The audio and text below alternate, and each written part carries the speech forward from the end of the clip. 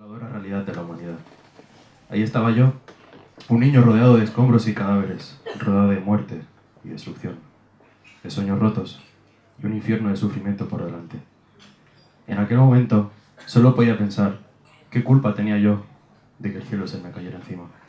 Jamás os habéis planteado hasta qué punto individualmente somos realmente responsables de los actos de la humanidad. Ahí estaba yo, corriendo junto a mi familia, sin saber exactamente por qué. Siempre se me quedará grabada la expresión de agonía en sus caras. Yo solo pensaba que quizá más tarde no me dejarían salir a jugar con mis amigos. ¿Sabéis? Resulta curioso cómo el ser humano se preocupa más de crear armas que ayuden a...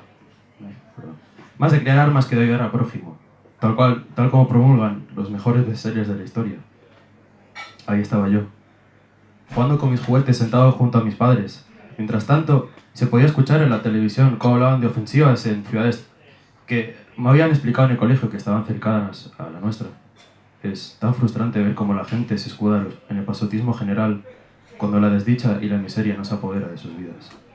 Ahí estaba yo, durmiendo plácidamente en mi cuna, junto a mi madre, sintiéndome totalmente seguro.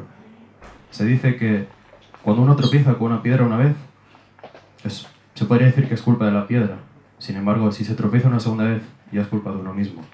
Pero mi pregunta es, ¿de quién es la culpa si se tropieza infinitamente?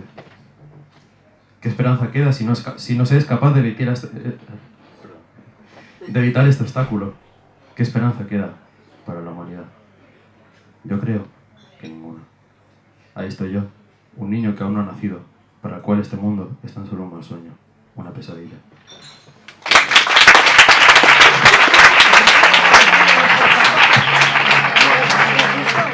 Adeu, Raúl.